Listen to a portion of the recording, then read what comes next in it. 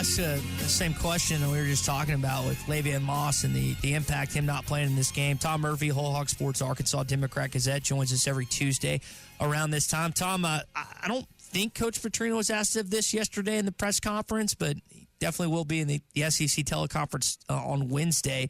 What kind of impact is that going to have on this game Saturday if one of the best running backs, if not the best running back in the SEC, can't suit up for the Aggies? Well, morning, guys. Actually, I was just pondering that same question myself and what I'm working on. The truth of it is A&M goes about 5 deep at running back. I mean, Elko, we even talked about it. And I also don't think it's a season ender. I mean, it could be. Elko said it's an ankle and it's a significant amount of time. So I don't know if they know whether it's just a severe sprain or just what. They're going to go get him looked at. But anyway, behind Owens, they've got a guy named Morrow. They've got a bunch of good running backs. And Elko was talking about last week, one of them converted a third and short, and another one converted another third. This is the 4th-team guy, and then he was in on a key drive late in the game. So even though I really respect Moss's ability, I mean, he had a 100-yard game against Arkansas last year. I don't think they're going to fall off a ton with Owens and the guys behind him. I know Marcel Reed wasn't asked to do a ton last season as a young quarterback, but he's taken on a more advanced role, and especially if Moss can't go this week, and you mentioned the backfield that they have, so they'll be able to spread it out. But how much better of a quarterback is he in 25 than he was last year, kind of like Talon? Well, it's hard for me to put a measure on it, but I think he's better. I mean, the more you play, the better you can read defenses and, adjust to situations and all that kind of stuff. But, it's interesting. My recall of the game last year, I knew it was 21-17. It wasn't it was a defensive slugfest, but I didn't realize Arkansas outgained them. I think it was 379 to 290 something. So they held A&M to 290 yards, and Moss got 117 of that or so on the ground, and Reed passed for 100 something. So Arkansas really held them down in the first half. So they had a good game plan. Now, I think, Arkansas is more vulnerable on defense this year, and, we're going to see what A&M does. But they turned a hitch route. Arkansas scored first on the long touchdown to Tesla, and then A&M got the next touchdown on just a simple hitch route that I think an Arkansas cornerback slipped on, and the guy turned it into a 58-yard score. But it was really a story of the turnovers that cost them. They hit they got a blindside hit on Talon down on about the 10 and converted that into a touchdown. And then Arkansas was driving late in the game and got a sack, and I can't remember, it wound up being a turnover. But the way I remember Talon being on the run against them last year was similar to the third quarter last week against Tennessee, where it felt like every snap he was getting instant pressure. Tom Murphy with us, brought to you by the Arkansas Beef Council. This game's in Fayetteville, which is somewhat of a new twist for this series, which has been played in Dallas. A&M hasn't been here since the Johnny Manziel days when they first joined the league. Arkansas hasn't necessarily played well in conference games at home. How big of an edge is it for Arkansas to have this game under Bobby Petrino finally back in their house with this series? Well, I mean, it's certainly better, but you make a good point. It's just incredible, I don't know what you call them. In baseball, it would be the splits, but the splits for Arkansas's home and away. Their last 9 road losses have been one-score games, and that dates back to late in the 22 season. One score. It's incredible. All these games like Oklahoma State, the games in 23 when Arkansas had a bad year, it was in succession. The game at LSU, one-score loss. Alabama, one-score. Ole Miss, they were all one-score losses. The same with the Tennessee game and the Ole Miss game this year. Incredible. But then they've come back home. LSU smoked them last year. Missouri has beaten them badly in previous years. And Texas won by 10. So it's kind of strange. But I think with Bobby Petrino, we saw a concerted effort, a more competitive game, and I think they're going to give the Aggies a competitive game. So having them at home is an edge. They just got to utilize it. I mean, Notre Dame took the crowd out, second quarter. Midway through the second quarter, they had taken the crowd out, and so they've got to keep the crowd in this one. Physically took them out at halftime. When you look at the game last week, 5 sacks on Taylon Green. Offensive line is, in most people's opinion, I believe, has played better and met expectations. That number's not good. And now you've got a team with A&M that feasts on sacks, feasts on tackles for loss. How does that matchup go in your opinion this week? Because I think in my opinion, that's the crux of this game. Well, it could be, and they really do feast on the sacks. And that's what I was talking about a minute ago when I recall that game last year, how much Taylor was just on the move. They never let him be comfortable in the pocket in that game. And so I think the same thing is going to apply. They'll see the tape.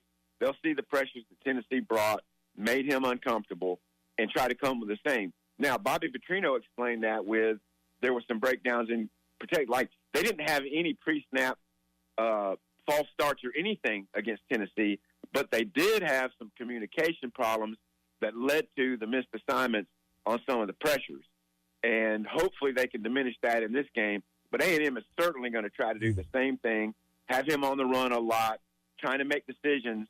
And when Taylor, especially when he was going left and had to, pivot back across his body to draw back to throw, led to 2 of those lost fumbles. So I think it's a huge part that Arkansas is able to protect. I think Arkansas has just got to maximize its quick passing game. And you saw that's why Sharp had a decent game last week. He led the team in receiving. Those quicker throws, those just quick little turnarounds that are 5, 6, 7-yard gains sometimes.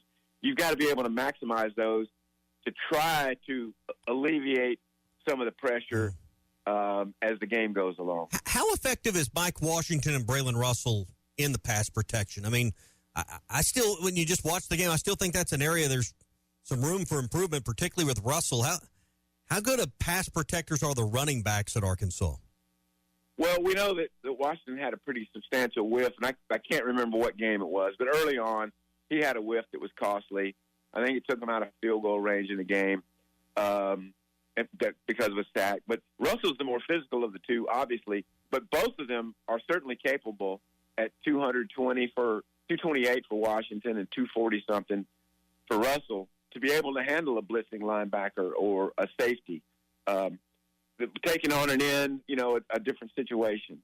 But it's just a matter of matching it up and holding a guy off for 1 second. I mean, getting in his way sometimes is a difference between your quarterback getting hit and then Taylor having time to deliver a pass. Tom Murphy with this Whole Hog Sports Arkansas Democrat-Gazette. Tom, I can't remember if it was you that asked him this yesterday, but like the balance of coaching and also being determined whether you're going to be the future head coach or not. He said he hadn't spent too much time on it, but do you think do you think he's thinking about that in the midst of these next few weeks about, hey, I got to do this in order to be retained as the head coach at Arkansas? Well, it wasn't me who asked it, but I don't think it goes into a coach's daily calculations. I think they understand. I mean, I'm speaking generally, but if you were talking about Bobby Petrino in this instant, he understands if they don't go 4-3, or maybe, I guess it would be now 4-2 now. But if they don't go 4-2 or 3-3 down the stretch, then there's probably no chance. And then to really be considered, I think you have to get bowl eligible and maybe even go 5-1. How are they going to do that? They got to beat A&M, Auburn, and Mississippi State in succession. So maybe it's in the back of your mind. If I want the head coaching job? And if I do, and want to be permanent, they've got to win games. And I don't really think that goes into calculation. I think we need to be a more competitive team, and we need to try to win games. And they put forth a great effort last week at Tennessee. The third quarter was just super costly, and the turnovers. We were talking in the last hour about the Penn State job and James Franklin being let go. In your opinion, that's a better job than Arkansas. It just is. But what kind of domino effect could that have on coaching opportunities and also potentially with the Auburn and Florida job coming up? Well, how does that affect Arkansas, Tom? It all plays into it. But with Arkansas, I'm not going to say it's a niche job because to me it is attractive. It's just I think the perception of it now is that it's a hard place to win, and I think we all understand that. That's why in the Chad Morris era winding down, they had trouble attracting a big-time candidate. And even though they talked to Lane Kiffin and Eli, the job was not appealing. I think it's a little bit more appealing now. I think they're going to play it up, the Arkansas officials, as we are going to spend on the level to give our coaches a chance. But I would think Franklin would be very attracted to Arkansas because of what he did at Vanderbilt. He built up an SEC program into a contender. So he would have – I don't know if it would be appealing to him because he's going to have a lot of buyout money coming. But to me, it does play into the calculus. Let's go back to something you said there, because Hunter Yurchek came out of the last Board of Trustees meeting with, somewhat of a vote of confidence in the funding you just mentioned, that, hey, we're going to spend what we need to – we're going to support the coach to spend what we need to spend to be competitive. So my question is, where does that money come from?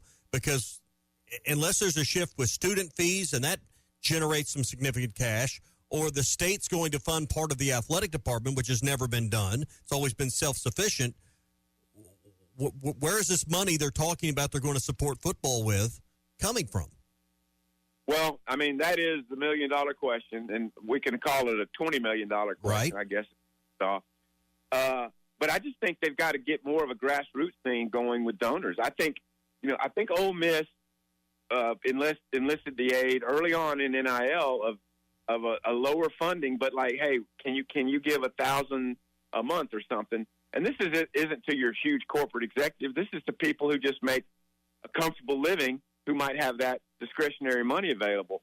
And I think they've got to tap into more of that across the state. I actually talked to a well-heeled backer, foundation member in the airport on the way back from Tennessee, and talked about how that's crucial for Arkansas to get more of lesser money, but more of them to help boost that. And to me, it's what Hunter Yurchek and the fundraisers at Arkansas have got to do in the coming months. Tom, we'll leave it there, man. Good stuff. We'll talk more about this A&M matchup on Thursday, okay? Will do. See ya. You don't always win your first bet. That's why MyBookie has you covered. Use our code HOGS, H-O-G-S, and your first bet up to $500 is fully covered. If your pick doesn't hit, you get it right back with our Bet Back bonus. Go to MyBookie.ag and use the code HOGS to claim your Bet Back bonus. MyBookie's, where bettors win together, because bragging's good, but cashing in is better. And your first bet is fully covered. Use our code HOGS. Must opt in during the bet to use the Bet Back bonus.